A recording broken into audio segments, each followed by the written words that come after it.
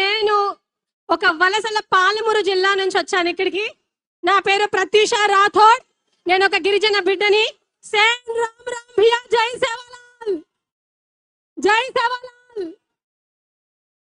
అయితే ముందుగా నేను ప్రతి ప్లాట్ఫామ్ మీద నుంచి కేసీఆర్ గారికి ఒక చిన్న థ్యాంక్స్ ఇక్కడ నుంచి సెండ్ చేద్దాం అనుకుంటున్నాను. నేను ఈరోజు ఒక గిరిజన బిడ్డ కాబట్టి సార్, ఇక్కడ 80% మంది, ఎంతమంది మీ పేరెంట్స్ రైతులు ఉన్నారండి ఇక్కడ? ఒకసారి చేతులు ఎత్తండి. రైతు బిడ్డలు అందరూ ఇక్కడ, అందరూ రైతు బిడ్డలే ఉన్నారన్నా.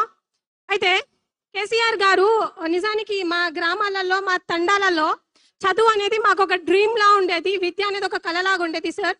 గురుకులాలు ఎస్టాబ్లిష్ చేసి మాలాంటి వాళ్ళు చాలా మందికి ఈరోజు ఎడ్యుకేషన్ ఇచ్చారు కేసీఆర్ గారు.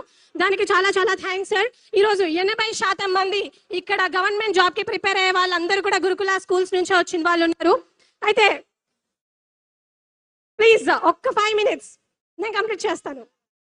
అయితే ఈరోజు చాలా మంది మా పేరెంట్స్, మా తల్లిదండ్రులు ఎవరైతే ఉన్నారో వాళ్ళు మిరప తోటల్లో పనిచేసి రూపాయి సేవ్ చేసుకొని మా కోసం చదువుకోండి అని చెప్పి మమ్మల్ని ఇక్కడికి పంపిస్తుంటే రేవంత్ రెడ్డి గారి సర్కార్ మాత్రం ఎటువంటి జాబులు, ఎటువంటి నోటిఫికేషన్స్ ఇవ్వకుండా మమ్మల్ని మభ్య పెడుతూనే ఉన్నారు.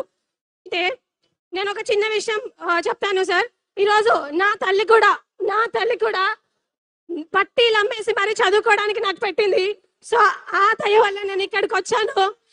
ఇక్కడ ఎంతో మంది పేరెంట్స్ చాలా కష్టపడి చదివించుంటారు. So I just want to of course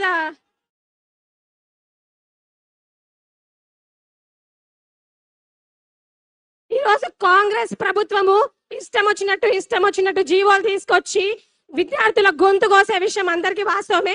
నేను అందులో ఒకే ఒక జీవో గురించి మాట్లాడుతున్నాను. And more over, according to periodic labour force survey, ఈరోజు ఇండియాలో అన్ఎంప్లాయ్మెంట్ 5.6% ఉంటే తెలంగాణలో ఇంకా ఎక్కువ ఉంది. అసలు ఇంత అన్ఎంప్లాయ్మెంట్ ఉండడానికి రీజన్ కేంద్రంలో, రాష్ట్రంలో దద్దమ్మలు కూర్చున్నారు. చదువుకొని వాళ్ళు కేంద్ర ప్రభుత్వంలో, రాష్ట్ర ప్రభుత్వంలో కూర్చున్నారు. కాబట్టి ఈ రోజు మనకు ఉద్యోగాలు లేవు. ఈ రోజు దేశం అనేది ఇంత ఘోరంగా అయిపోయింది. నేను ఒకటే విషయం చెప్తాను అందరికి. ఏజో రాహుల్ గాంధీ ఎవరైతే ఉన్నారో పెద్ద మీటింగ్లకు పోయి మస్తు పెద్ద మాటలు మాట్లాడతాడు. బీహార్ ఎలక్షన్స్ కి వెళ్ళి అక్కడ నేను కేంద్రాన్ని స్లామ్ చేస్తున్నానని అన్నారు.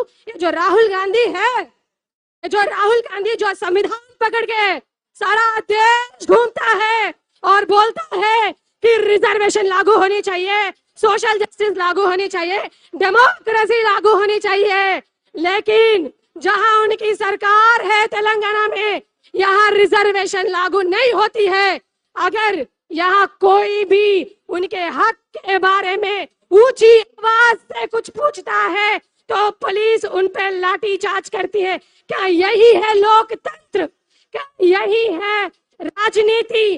Sir Rahul Gandhi ji, I am requesting you, आप राजनीति कीजिए लेकिन हमारे नेताओं से कीजिए, हमसे नहीं. నేను మన దద్దమ్మ పనికి మాలిన రేవంత్ రెడ్డి గారికి చెప్తున్నాను.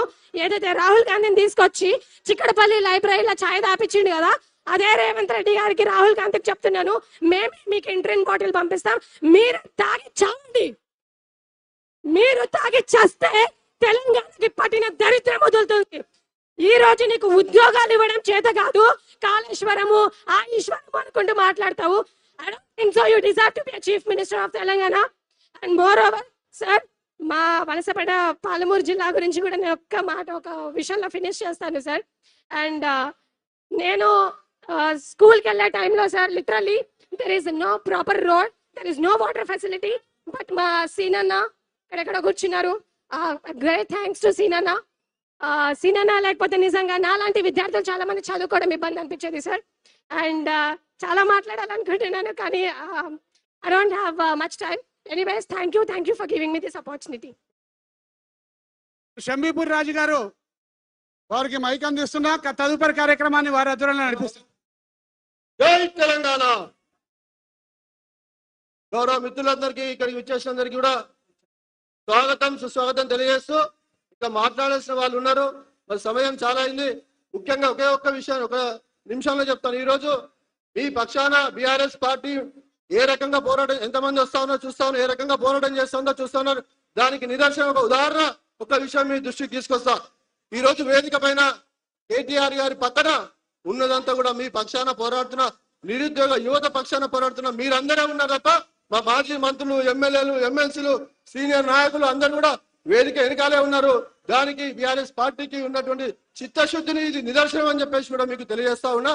ఇప్పుడు పెద్దలు మరి తెలంగాణ రాష్ట్రంలో గత 2.5 సంవత్సరాలుగా ఎక్కడ కష్టం వచ్చినా ఒక తల్లికి, ఒక అక్కకు, ఒక చెల్లికి, అది వరంగల్లో కావచ్చు, ఖమ్మం కావచ్చు, హైదరాబాద్ కావచ్చు, ఆదిలాబాద్ కావచ్చు, ఎవరికి కష్టం వచ్చినా నిలబడి ముఖ్యంగా మీ పక్షాన నిరుద్యోగ యువత పక్షాన ఏ రకంగా మన రామన్న పోరాడుతా ఉన్నారో మనం చూస్తా ఉన్నాం.